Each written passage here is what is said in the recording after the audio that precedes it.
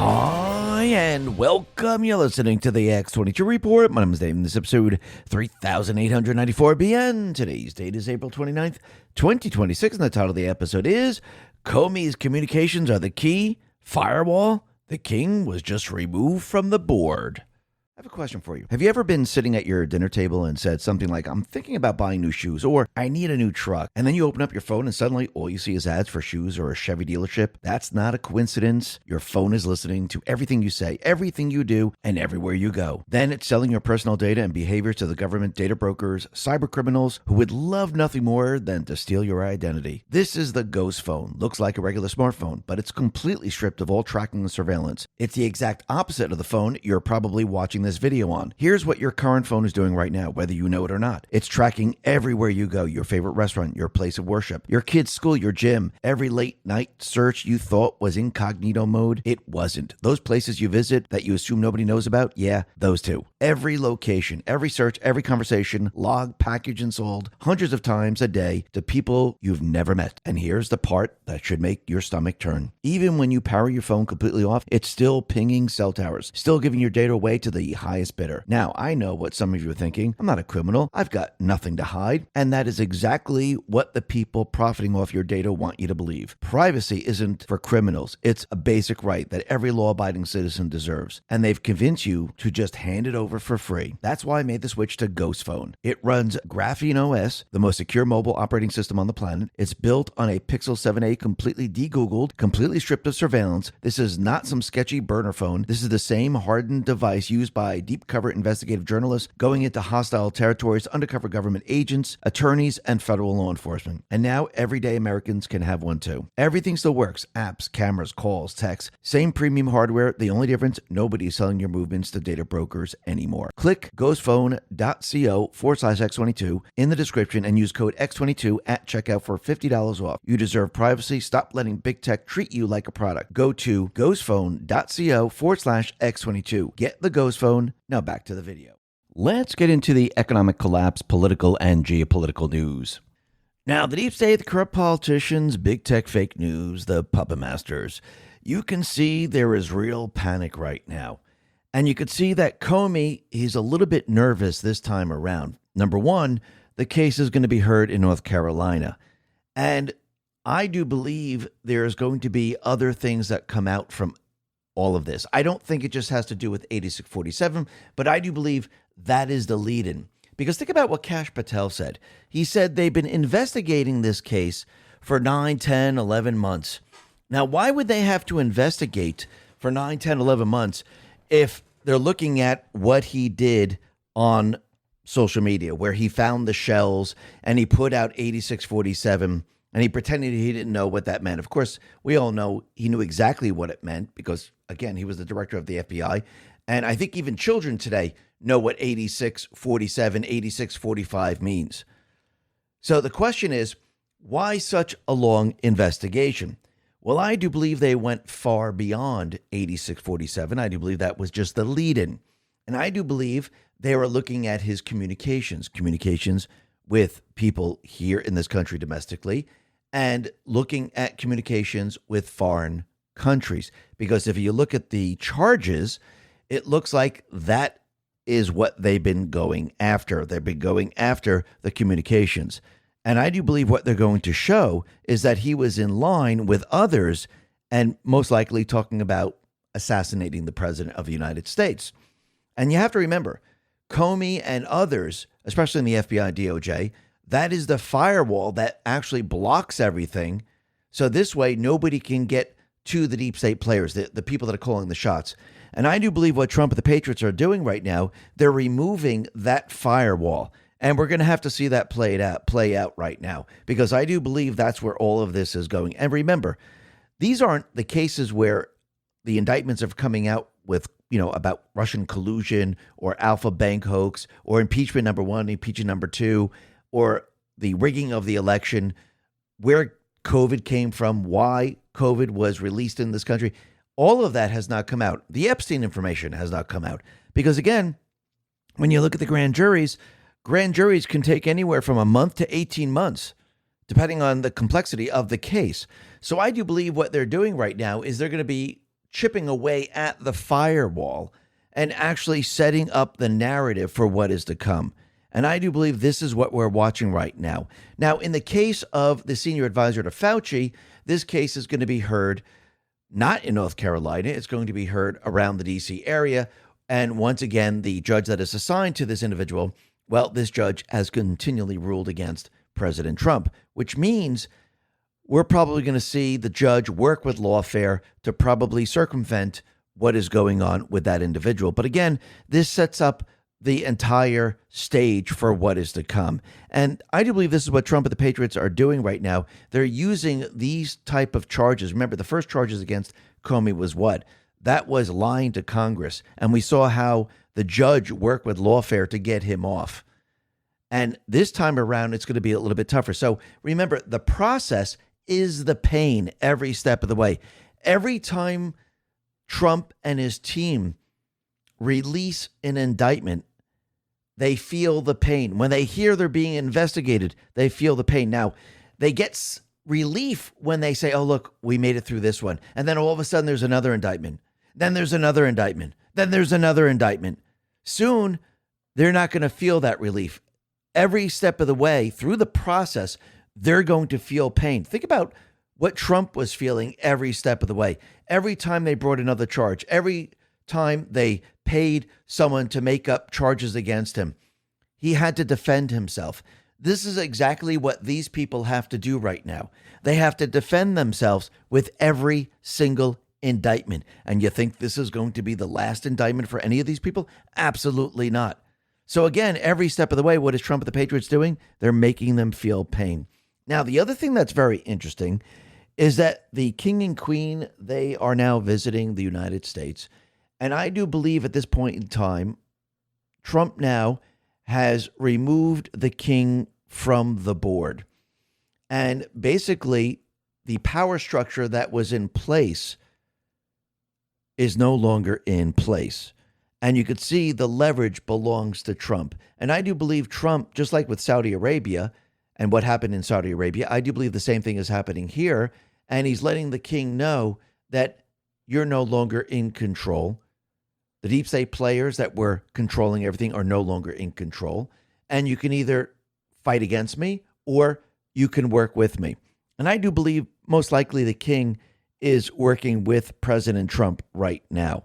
And we'll be talking a lot more about this a little bit later. But first, let's talk about Jimmy Kimmel, because it seems like it's getting worse and worse, not just for Jimmy Kimmel, but the network. Because right now, the Federal Communications Commission has officially placed ABC and its parent company, the Walt Disney Company, under investigation.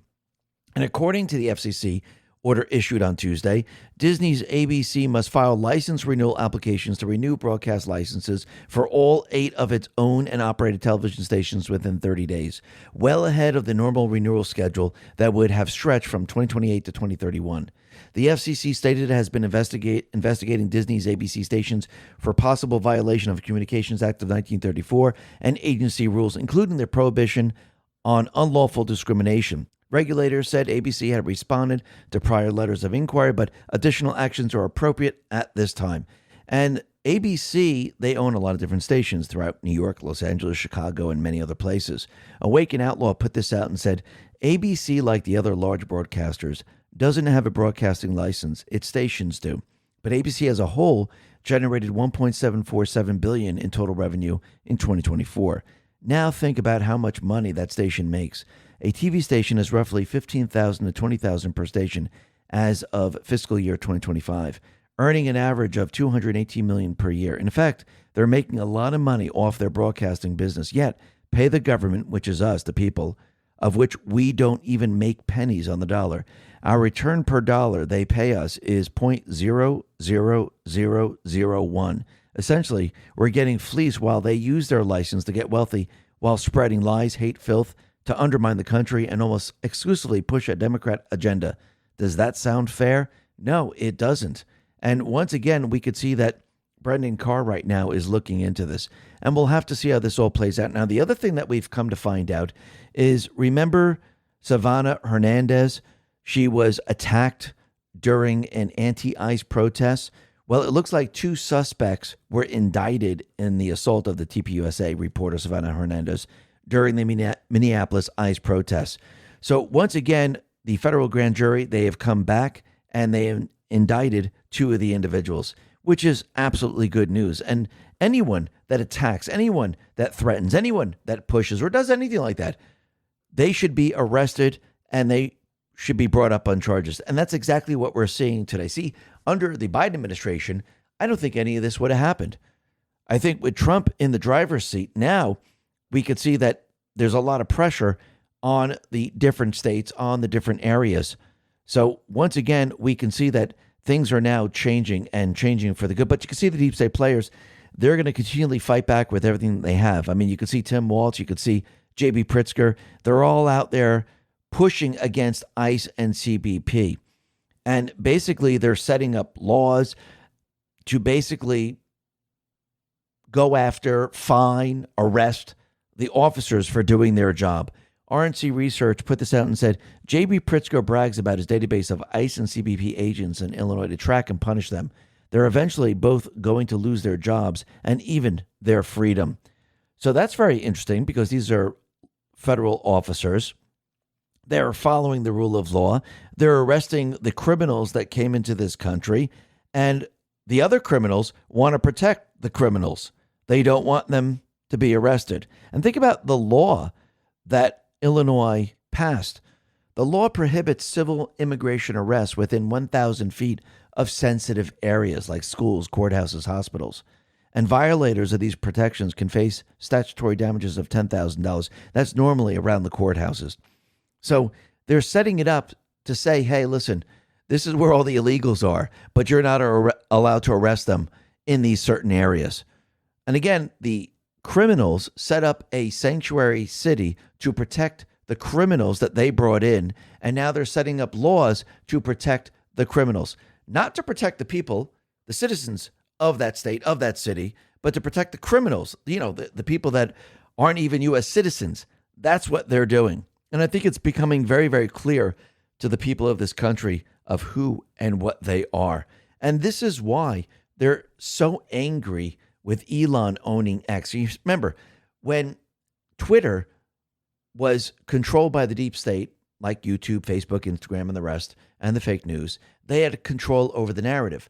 But since one of the biggest platforms was bought by Elon, they're having a very, very difficult time controlling the narrative because, again, people are on X and they're getting the word out. Same thing with True Social, same thing with Rumble.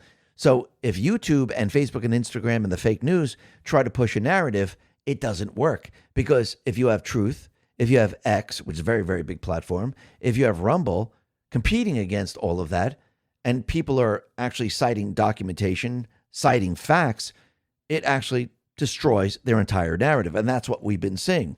Wall Street Maverick put this out and said, 3 reasons legacy media hates X and Elon. Free speech. The X platform has a larger audience. They can't control X. Community notes. They can't lie as easily. They get called out. Competition. X is the number 1 source of news on earth. They're losing audience and ad dollars. And that is absolutely true every step of the way.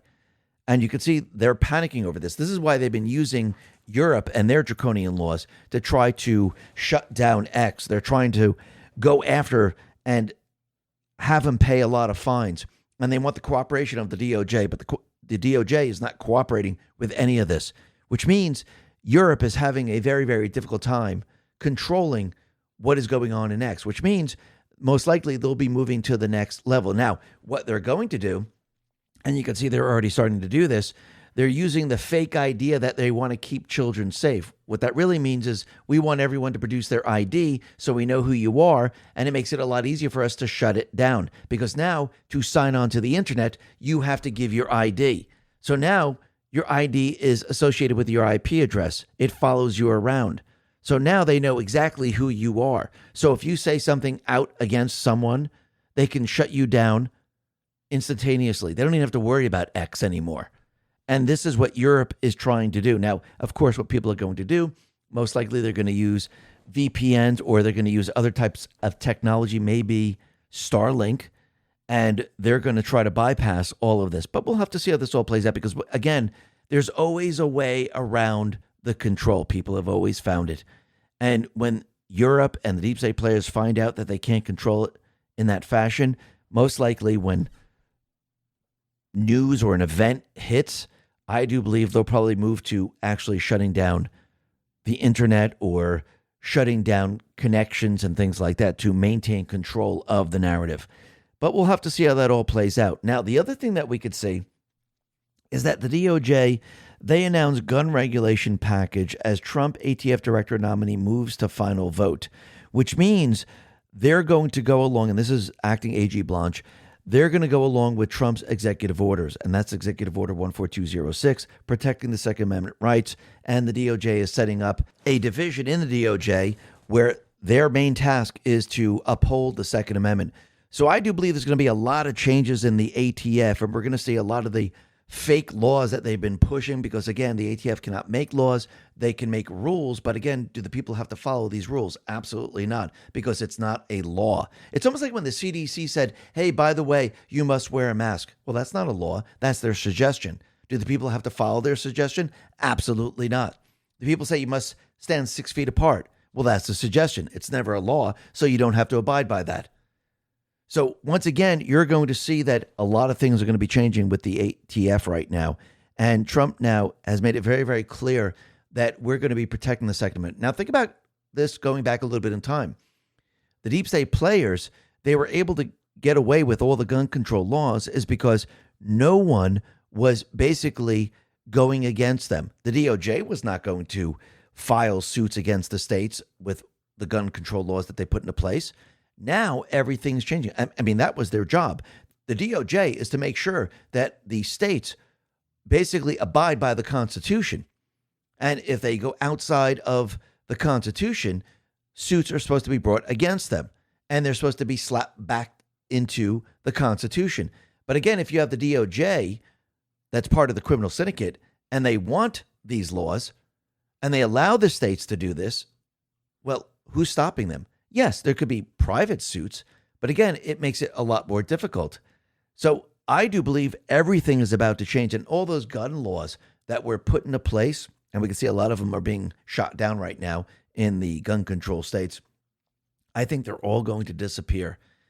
And I think in the end, we will not need any type of permit. I think that's already shot down. I don't think we're going to need any type of concealed carry. That's going to be shot down because, again, if you look at the Second Amendment, we have the right to bear arms, shall not be infringed. Bear to carry.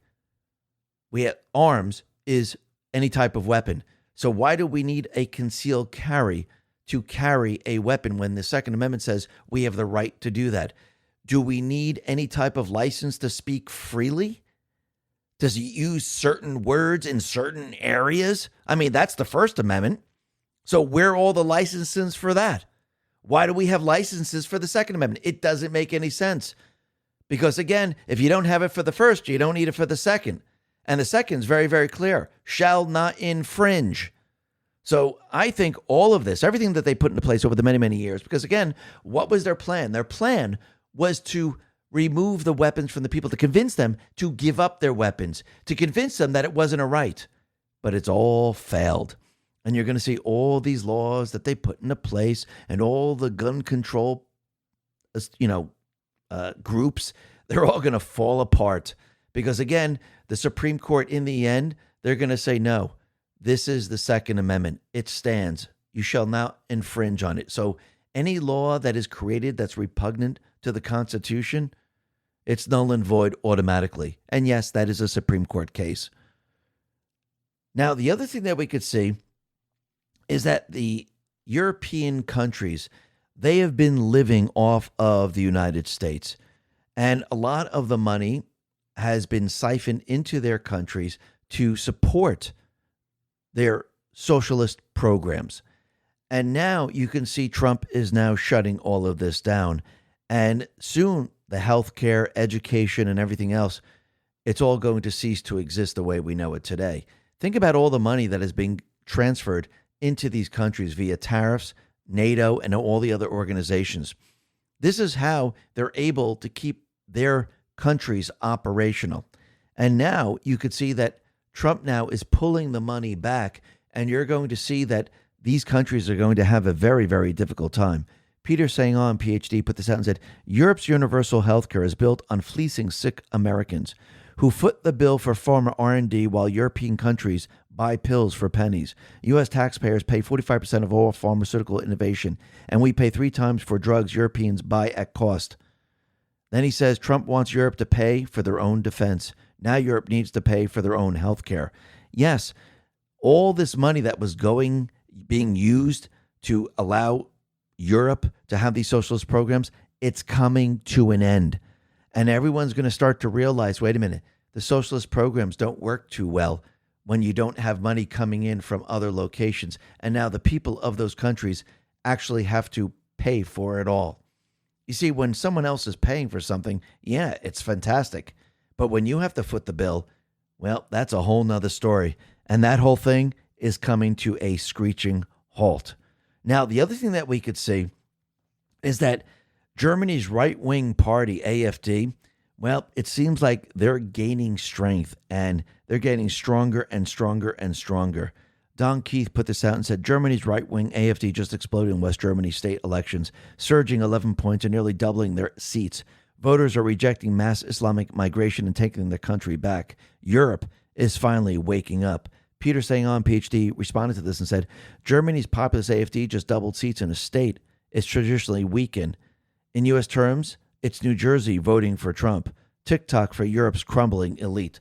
And that's absolutely true. And we're going to see this with every single country in Europe. We're seeing it in South America, Central America right now, where the countries now are moving to the right.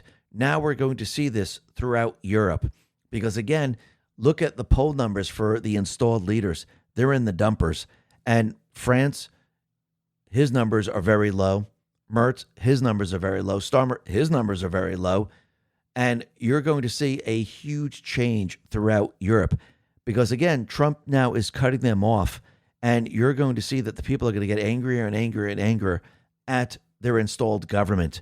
And they're going to say, okay, we can't live like this anymore. Everything was great before. Everything was free, and we were able to go to the doctor for free. We had education for free. But now the money's drying up. The Americans are no longer paying for it. So what are we going to do? Everything is about to change out there, just like everything is changing out in Iran. Now, Iran, they are continually threatening the U.S., saying they're about to do something. Wouldn't that be interesting? Is since the fake news continually said that Iran never had a nuclear weapon, and actually they kept a nuclear weapon hidden, and for their last act, they tried to use it, and it proves Trump completely right. I mean, I don't know if that's going to happen, but again, they're holding on to something, and we know that they don't want to hand over the uranium because, again, the deep state players are instructing them, you stay the course, do not hand that over no matter what. And this is why Trump is out there saying, listen, all they got to do is say the magic words. We surrender, we give up. But they don't want to do it. Ask yourself a simple question. Why? Now, will they become so desperate that they use the weapon they said they didn't have? Because if that is the case, if they actually go ahead and do that, they're screwed big time. The world will see it, and the world will say, holy crap, and the world will then force them to surrender. They'll have no choice at that point. So let's see if they take it that far. Now, the other thing that's very interesting is we know Tehran, they gave a proposal to the United States, to Trump. And we know the proposal is not really a proposal that Trump wants whatsoever. Remember, Iran has no leverage whatsoever. Tony Saruga put this out and said, if you read Tehran's latest proposal straight without the polite diplomatic varnish, it's almost funny. Iran is essentially saying, let's reopen the strait, lift the blockade, stop the war, and we'll talk about the nuclear stuff later, okay? Later. You don't need to be sitting in the Situation Room with Donald Trump to see what that is. It's a reset button, a request to erase leverage, a polite way of saying, can you take your foot off our throat so we can renegotiate from a stronger position? And the amusing part, the genuinely amusing part, is that they're floating this idea at precisely the moment they have the least leverage they've had in years. It's like watching someone try to negotiate the price of a lifeboat while their side of the ship is already underwater. Because here's the part nobody in Tehran can spin away. Oil doesn't just sit quietly when it can't move. It builds, it backs up, it becomes a problem, and a serious one. When you have a system built to pump oil, millions of barrels of oil a day, and suddenly the exits are choked, tankers blocked, ports restricted, insurance frozen, the flow doesn't politely pause. It pressures the entire system. Storage fills, then it overfills, and eventually you hit the point where the only option left is the one every oil-producing country dreads. You must shut the wells down, and that's not like flipping a light switch. So yeah, time is running out, and Trump is just sitting back, watching it all play out. Why? Because he has the leverage. U.S. Energy Secretary Chris Wright says, the war with Iran is like killing the cancer that will kill you, adding, we're not just doing it for America, we're doing it for the world. And basically, since this is coming from the Energy Secretary, they're setting the energy free across the world. That is what Trump is doing.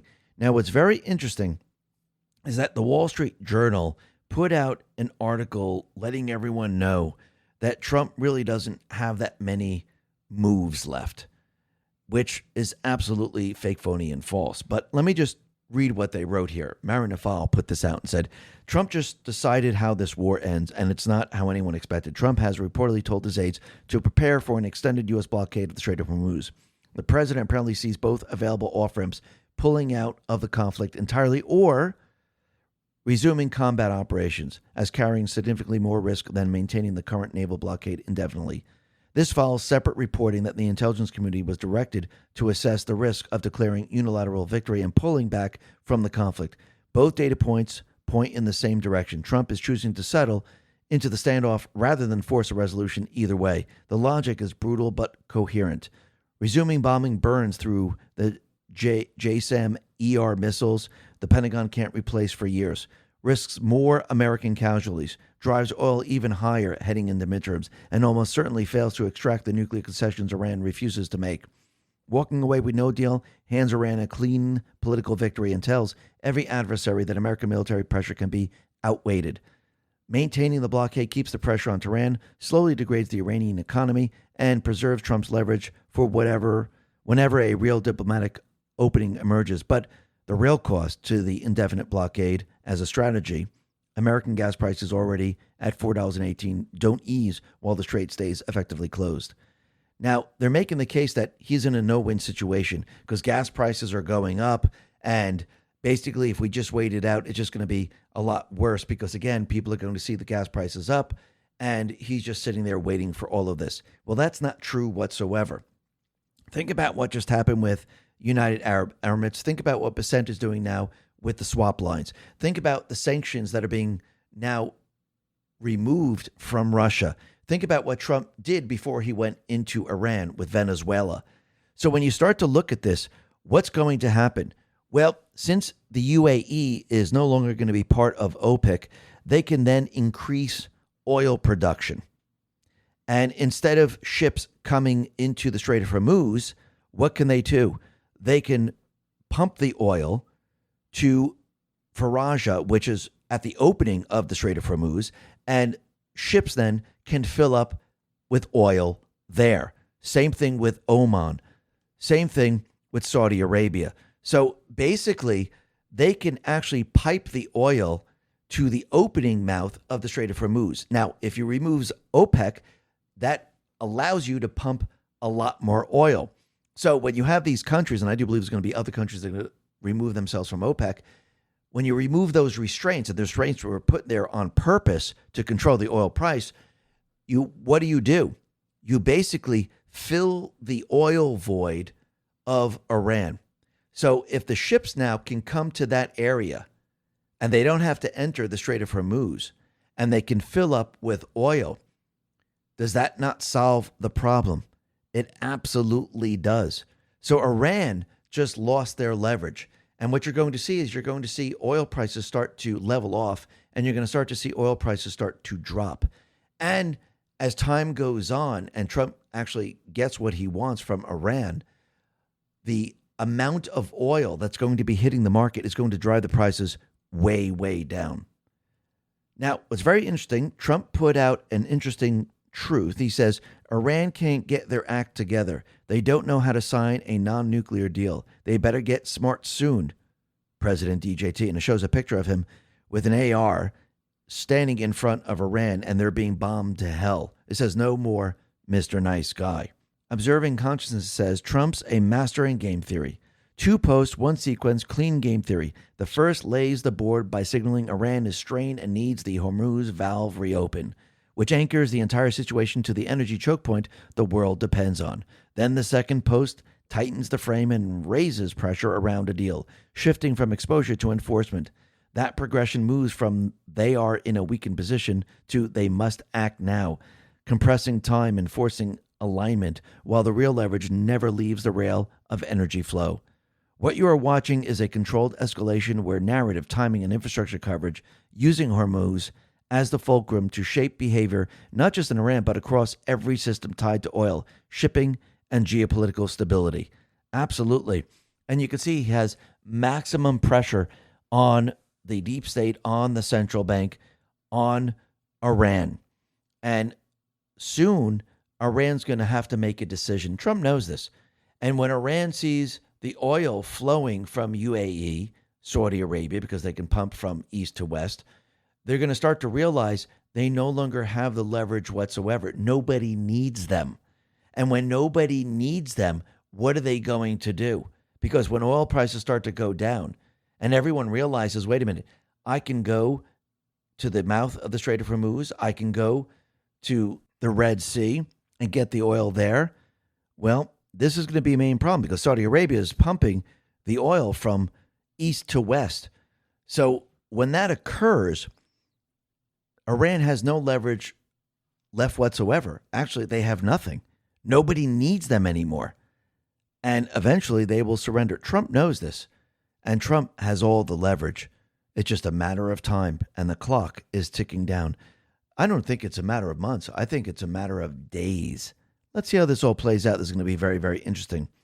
But the other thing that we could see is that Mamdani is having major, major problems. And he put on a press conference letting everyone know in New York they're screwed, that they can't meet their budget. They don't have revenue. They need revenue. And basically they need help. They need money from Albany. They need money from the federal government. Otherwise, they can't function. Now, if he keeps going down the path of taxing the wealthy, all the wealthy are going to leave. He'll have no tax base whatsoever. And he'll need more, and he'll have to borrow more and more money from Albany, from the federal government.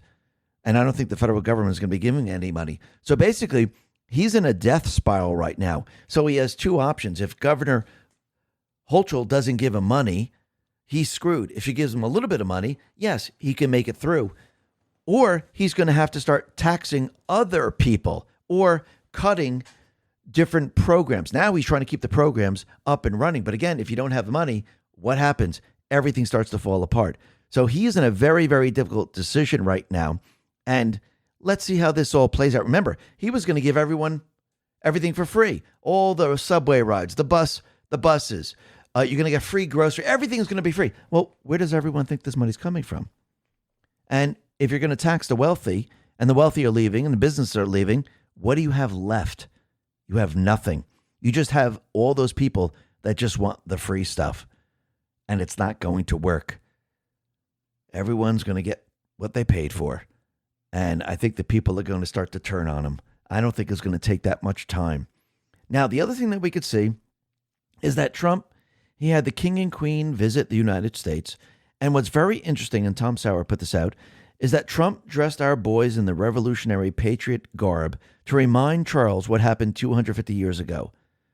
So basically, he's trolling King Charles. And he's letting him know that we have won the second revolution. And I do believe he's rubbing it in his face. We're no longer controlled by the deep state system. We're no longer controlled by London. We are now free once again. And Trump, he gave a speech. And basically the speech, I don't believe it was for the people of the United States, but the speech was actually for the United Kingdom. Take a listen.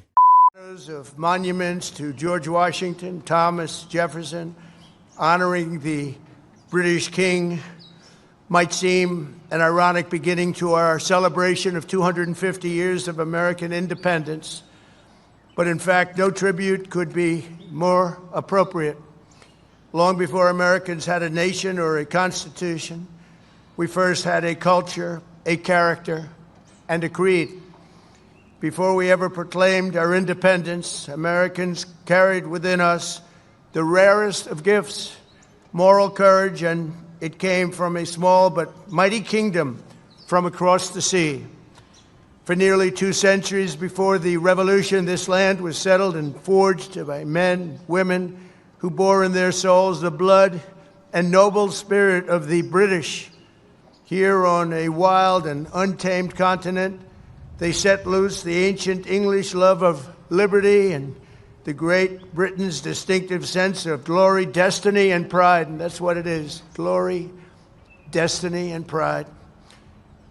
The American patriots who pledged their lives to independence in 1776 were the heirs to this majestic inheritance. Their veins ran with Anglo-Saxon courage. Their hearts beat with an English faith in standing firm for what is right, good, and true. In recent years, we've often heard it said that America is merely an idea, but the cause of freedom did not simply appear as an intellectual invention of 1776. The American founding was the culmination of hundreds of years of thought, struggle, sweat, blood, and sacrifice on both sides of the Atlantic. Fate drew a long arc from the meadow at Runnymede to the streets of Philadelphia that ran through the lives of people born and bred on the British code that no man should be denied either justice or right. American patriots today can sing, "My country, 'tis of thee, sweet land of liberty," only because our colonial ancestors first sang, "God save the King." Cynical Publius says, this is a beautiful speech. Kudos to the speechwriter, but I don't think the target audience of the speech was anyone in the U.S. It was to the people of the United Kingdom. Do you remember your patrimony, UK? Is it too late for you to save it? We in the USA pray it is not. And I think that's who he was talking to. Now, the other thing that's very interesting is that Trump and Melania, they were showing King Charles beehives. And Melania set up a beautiful beehive. It's shaped as the White House. And they decided to show them the bees. And Trump held out his hand, and a bee landed in his hand, which is very, very interesting. Then the White House put out a picture of Trump with bees around him with the American flag, and it says The Beekeeper. Now, there is a movie called The Beekeeper, and Jason Statham is the actor in that movie, and he plays this individual that goes after bad guys, and he protects the hive, which I find very, very interesting. But I think Enoch pretty much explains it pretty darn well. He says, the bees were told today, and it wasn't just a photo op. During King Charles III's White House visit, President Trump walked the royal couple straight to the newly expanded beehives on the South Lawn. Melania had just unveiled a hive shaped like the White House itself. Then, a live bee landed calmly on Trump's open palm, while the king and queen watched in surprise. This wasn't random. In ancient British and Scottish tradition, especially among royal and rural families, you must formally tell the bees of any major change in the household, a death, a marriage, a new master of the house. Fail to do so, and the hive may abandon you. When Queen Elizabeth II passed in 2022, the royal beekeeper performed the ritual at Buckingham Palace and Clarence House. The queen is dead. Long live the king. Today, Trump, a distant Scottish Stuart cousin of the royals, publicly showed the thriving American hives to the king. In the esoteric reading, this was a modern telling of the bees. For the post-Elizabeth era, a symbolic handover and alignment of the two hives, the nation, societies themselves, under new stewardship.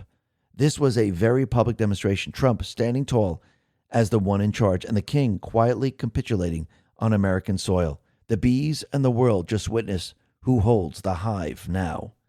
Clandestine says, the scenes today with King Charles were very strange. Trump pulled out all the stops and ceremonies, similar to how he did with Saudi Crown Prince MBS a few months ago.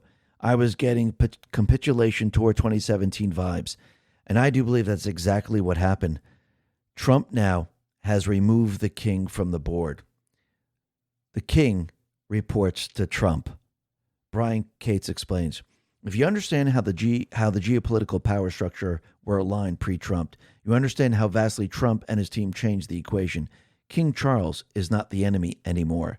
You are seeing this from the congressional chamber right now. He did a deal. Trump offered him one, a better one that he'd get remaining aligned with the City of London big club oligarch family pirates. King Charles is no longer in opposition to the sovereign United States as it launches the new golden age this year. This is the nature of power realignments. They can't do much of this openly, dissolve old power structures as they form new ones. You only see the ripples on the surface. Charles bent the knee some time ago and agreed to the proposition that the U.S. would move forward as a free, independent, and sovereign nation. If you can't stop something, if it's inevitable, the smart play is to align yourself with it, which is what Charles agreed to do when Trump made his pitch to him several years back. But for a time, the City of London power brokers, the original oligarch families, had no idea that the key member of the royal family and advisors had capitulated to the enemy. They know now, and there's nothing they can do about it. And that's absolutely true. So the king has been removed from the board, and Trump holds the power right now. And you can see the deep state players, they're trying to fight back with everything that they have, but every step of the way, their system across the globe is being exposed. Inspector General Anthony D. Esposito put this out and said, Dear fraudsters, justice is coming. We're coming with it. Done. So basically, the entire system is about to be destroyed. And you can see the pawns are now in the crosshairs, and they're going to be removed from the board. Because remember, you have to remove all these pieces and educate the people along the way. Because again, people don't understand what really happened during COVID. They really didn't understand what happened during the elections. A lot of people don't really understand how the deep state system actually operates and how big it is. Now Trump is going to break it down for them. He's going to show them. And you could see with the senior advisor, Morenz, to Fauci, you could see they're now using him to show the people. Technofog says, some interesting info. Our Freedom of Information Act request for the Morenz-Dashik requests are included in the indictment. The issue wasn't just Morenz deleting his emails. It was also the fact that the NIH FOIA office didn't want to produce anything at all. Let me explain. At the request of the NIH FOIA office, we limited these FOIAs to the bare basics, emails, to from Dashik, emails from gain of function. We excluded links, articles, etc., just wanted emails. It was simple and time specific. They quoted us $328,000 for these documents. So basically, they were trying to hide the information. They were charging an enormous amount of money. Actually, this should be all free because it's the people's documents. We shouldn't be charged for this information. So the question is, will the NIH FOIA lady be indicted next? Or is she a cooperating witness? That is very, very interesting. So you have to remember, these pawns are being exposed. They will be removed. So the next phase, you go to Dashik, then you go to Fauci. Remember, this is how Trump is working this every step of the way. You know what these people are seeing? They're seeing Trump get closer and closer to them. And the optics are very good for Trump because he's not doing any of this. The information is being sent to the grand juries. The grand juries are looking at the evidence. The grand juries then are indicting. And remember, grand juries don't happen overnight. It depends on the case. If it's complex, it takes a little while. And when you look at James Comey, you could see that Trump and team, what are they planning to do? They're planning to remove the firewall. They're going to basically destroy it. And James Comey right now, he's panicking over all of this. And you could see that he's trying to wiggle his way out of this like he always does. Remember, these people are expert liars. They will lie, and if they get caught in a lie, they will lie again. Joe Lane says, Comey looks haggard and doesn't seem as arrogant as he was in the last video. I wonder why. He read some lines he wrote that he thought would sound confident. Then he used the word but. That's the tell. Everything after the word but tells you he's desperate. Desperate for what? Comey's only hope is that the vast majority of the American people don't see him as a traitor. He is in real fear. Just a coincidence that the DOJ reinstated the firing squad for federal death penalty cases? No coincidences. He knows how much evidence. He knows what they've collected. He knows what they're about to do. And 8647 is just the tip of the iceberg. It goes way beyond this, I do believe. Now, James Comey, he surrendered and he was arrested in the Eastern District of Virginia. Now, he's not behind bars. He's not sitting there for days on end. There is no bail, and he was released on his own reconnaissance. So everyone calling for arrests, again, this is when you have a federal case, you have an indictment. Most of these people are not going to be spending times behind bars until the very, very end. And in this case, they didn't even have a bail. They just released him. Think about that for a second. But think about what the fake news is doing right now. They're trying to protect James Comey. They're trying to convince people that this is absolutely nothing. Caitlin Collins says, former DOJ official tells me, is that Merrick Garland? This might be the worst case DOJ has filed in my lifetime. Julie Kelly says, Biden DOJ indicted Donald Trump for giving a speech when he was president. ALX says, I don't remember all of the people who are complaining how stupid it is to indict Comey over in an Instagram post defending Doug Mackey when Biden's DOJ tried to throw him in jail over a Hillary Clinton meme that he posted in 2016. Absolutely. Now think about this. The optics look pretty darn good for President Trump. And it looks really good because it's not politically motivated. Now think about what the deep state players have done in the past.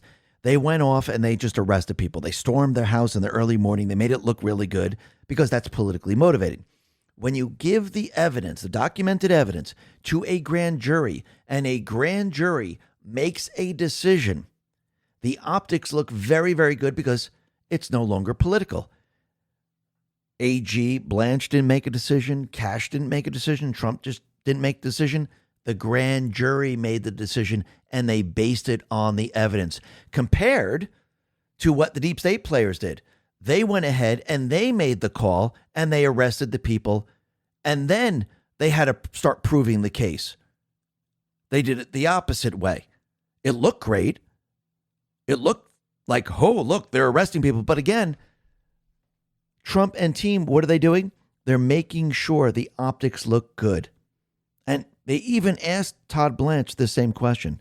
Nick Sorta put this out and said, AG Todd Blanche shoots down speculation that this is a political motivated case against James Comey, saying that they've also charged an individual in the same district for threatening the life of Joe Biden. The charges came from the grand jury. They saw the evidence. And Kash said something very, very interesting. Gunther Eagleman put this out. Kash Patel explained why the James Comey investigation took time. This has been a case that's been under investigation for the past 9, 10, 11 months. These take time. Our investigators work methodically. So that's very, very interesting. Why would 8647 take that long? Unless that was the catalyst and that allowed them to look into other things. Think about that for a second. And I just want to go back to post 1481, June 12, 2018. Down below, it says, Kash Patel, name to remember. That's interesting.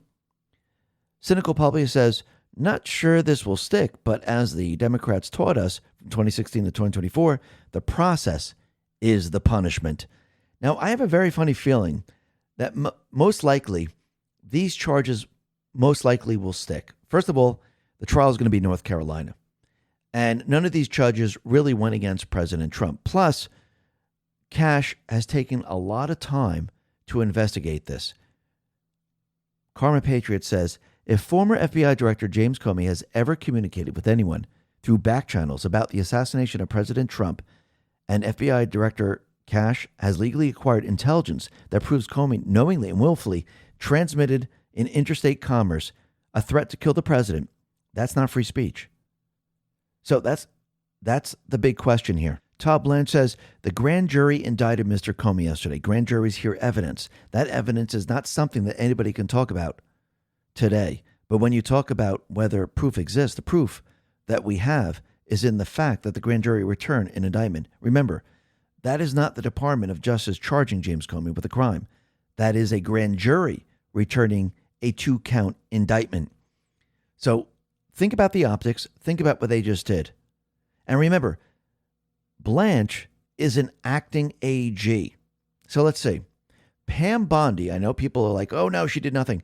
She set everything up. Because remember, Kash just said this was under investigation for 9, 10, 11 months. So this just didn't happen yesterday. This happened when Bondi was in office. And who's Kash's boss? Oh, that's right, Pam Bondi. That's very interesting. And then they decided, okay, let's remove Bondi. Optics, remember. Let's put in a temp, an acting AG. What is the primary purpose of an acting AG? Scaramucci model? Public opinion optics do not matter. He's carrying out everything that was done in the past. Now, let's look at the charges for a sec here. 18 U.S. Code 871, threats against president and successors to the presidency. That's one of the charges. Whoever knowingly and willfully deposits for convenience in the mail or for delivery from any post office or by any letter carrier, any letter, paper writing, print, missive, or document containing any threat to take the life of, to kidnap, or to inflict bodily harm upon the President of the United States, the President-elect, the Vice President, or other officers next in order of succession to the office of the President of the United States or the Vice President-elect, or knowingly and willfully otherwise makes any such threats against the President, President-elect, Vice President, or other officers next in the order of succession to the office of the President or Vice President-elect shall be fined under this title or imprisoned not more than 5 years or both. That's interesting. So that's 18 U.S. Code, Section 871. That reminds me of Post 586, January 22nd, 2018. What would happen if texts originating from an FBI agent to several internals discuss the assassination possibility of the POTUS or member of his family? What if the text suggests foreign allies were involved? Could messages such as those be publicly disclosed? What happens to the FBI? What happens to the DOJ? What happens to special counsel? What happens in general? Every FBI DOJ previous case could be challenged. Lawless. Think logically. That's interesting. So James Comey was also charged with 18 U.S.C. Section 871A, transmitting a threat in interstate commerce in violation of 18 U.S.C. Section 875C. So that's interesting because when you read C, it says covers threats sent via text messages, emails, and other electronic communications, including those involving foreign commerce, such as messages to or from foreign governments or entities abroad, but only if the communication contains a specific type of threat. So does Kash and AG Blanche, do they have this information? Was this sent to the grand jury? Is this what they're working with? Is this why it took them so long with the investigation? Because it just doesn't have to do with 8647. It goes way beyond that. Are they removing the firewall? This is very, very interesting. Remember, Comey is the protector of all the information. He's the one that blocks everything. Are they removing the firewall? It's starting to seem that way, doesn't it? So this goes way beyond 8647. Paul Sperry says, just declassified DOJ documents reveal pro-Clinton prosecutors misled Little Rock FBI agents into thinking the statute of limitations had expired on Hillary's Uranium One deal, when in fact, the Russian scandal and other alleged Clinton Foundation crimes may still have been prosecutable under the Wartime Suspension of Limitations Act. So remember, who blocked all of this? Comey. He protected everyone. He's the firewall. Very, very interesting. So think about it. These investigations started when Pam Bondi was in office. And now I do believe, again, Pam Bondi, she was an attorney general. She set everything up, cleaned everything out in the DOJ, set up the grand juries, produced the evidence, and got everything prepared. Then handed it off to Blanche to carry out the rest of the operation. L.H. Gray says the following. I've been asked for my opinion about Pam Bondi, so here it is.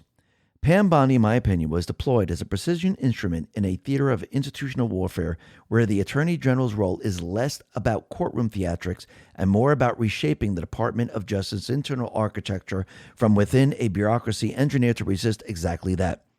To mistake her 15-month tour for failure is to misunderstand the architecture of power itself. Bondi entered the DOJ in February 2025 after Matt Gaetz' nomination collapsed under its own weight. She inherited an agency riddled with holdovers, careerist prosecutors, and institutional muscle memory tuned to the prior regime's priorities. Her mandate, executed with the cold ferocity of a Florida prosecutor who once stared down the Clintons and lived to tell it, was never to play the long public game of show trials. It was to do the lethal, invisible labor, purge disloyal elements, redirect investigative task force, shutter the foreign influence shops that had become political protection rackets, and, most critically, build the factual scaffolding of cases that could survive judicial scrutiny once the political headwinds shifted. This is precisely what she delivered.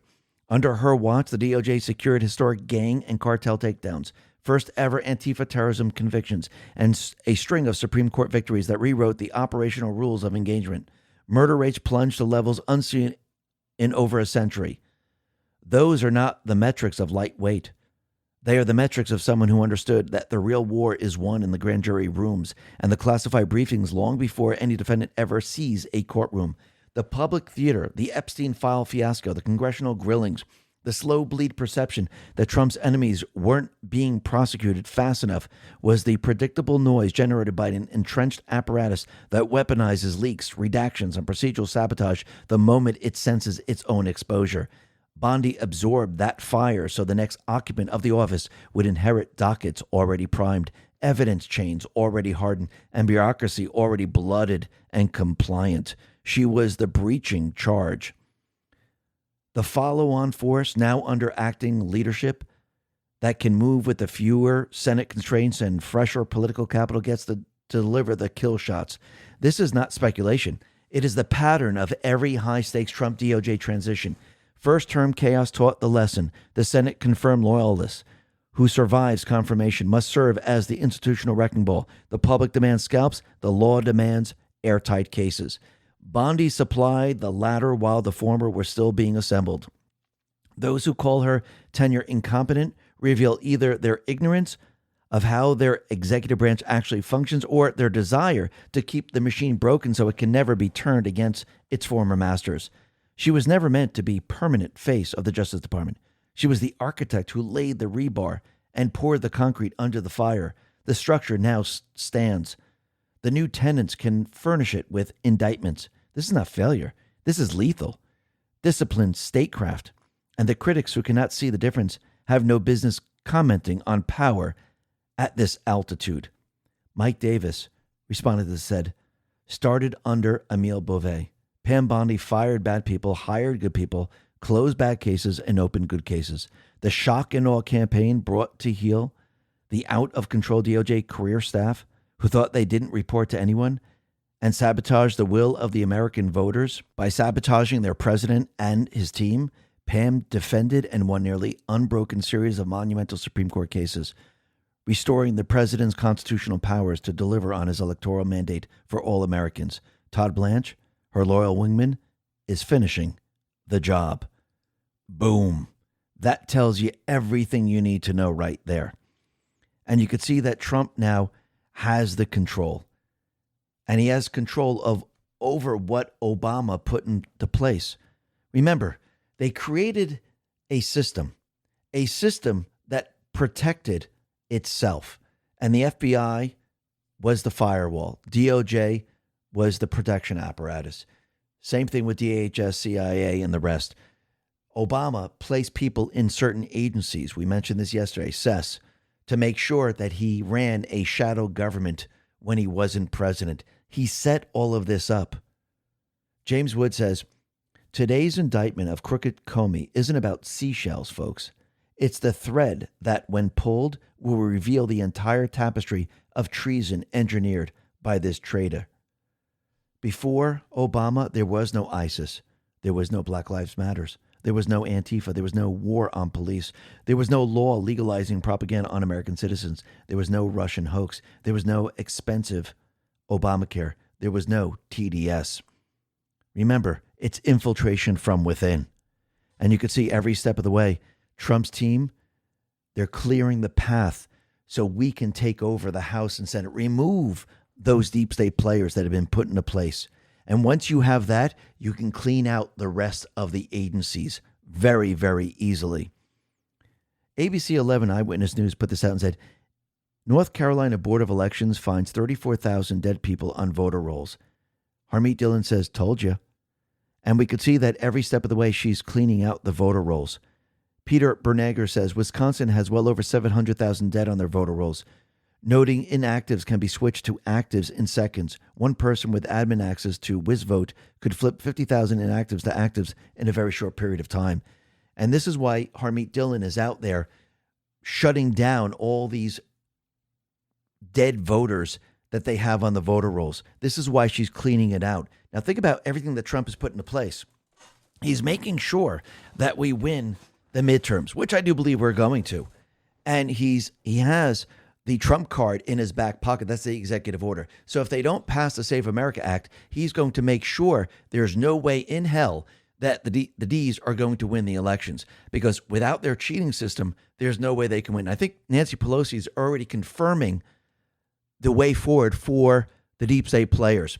They know they're not going to win. She would have said he's going to flip the votes. If they're going to win, they don't have to say anything. The reason why she came out with that narrative saying that he's going to flip the votes, because they're building the narrative that they want the people to see him as a king. They want to see him, they want to create the narrative that he cheated in the election. So she's already planning on losing. They already know this. They already see the poll numbers. They already see what he's doing. And every step of the way, as they try to rig the election map, it's not working. Right now, the Supreme Court struck down Louisiana's congressional map in Louisiana versus Callias, finding that the state's second majority black district violated the Equal Protection Clause. So in a 6-3 decision, Justice Samuel Alito wrote the majority opinion, joined by the Chief Justice John Roberts and Justice Clarence Thomas, Neil Gorsuch, Brett Kavanaugh, and Amy Coney Barrett. The court held that the Voting Rights Act did not require Louisiana to draw a second majority minority district. Without the requirement, the state had no compelling reason to use race in drawing its lines. Cynical Publius says the following: sometimes it's tough to tell what a SCOTUS decision means. In this case, if you are a conservative and you believe in equality under our system of government without regard for race, gender, ethnicity, etc., this is good news. The decision does not overturn the Voting Rights Act, but it narrowed its scope and declared a Louisiana congressional district created specifically to be black majority unconstitutional. The Voting Rights Act of 1965 was designed primarily to prevent Southern Democrats from depriving black citizens of their voting rights. However, just like affirmative action, policies that once made sense to overcome generations of racial prejudices cannot last indefinitely, or else they end up creating perverse outcomes. At oral arguments, some of the justices suggested that the Voting Rights Act implicitly includes a sunset provision, and the holding in Louisiana versus Callias seems to be headed in that direction. The political bottom line here is that this is great news for the GOP heading into the midterms. And you can see Virginia was shut down. They're not getting the seats. Louisiana was shut down. They're not able to redistrict. We could see that as of right now, the House passed the redistricting in Florida for the Republicans. So the Republicans, they are now gaining seats. So think about what is being done right now. Everything is being put into place to make sure that we have the power, that we win the House, we win the Senate. And Trump is going to make sure that this occurs. Because again, what does he need to finish the job? He needs the leverage. He needs the lawmakers. He needs that part of it. Remember, the executive branch can only do so much. And I do believe he's going to win. We're all going to win. Why? Because the Patriots are in control. Listen, everyone, thanks a lot for listening. Be well, be safe, and especially be prepared. Thanks a lot.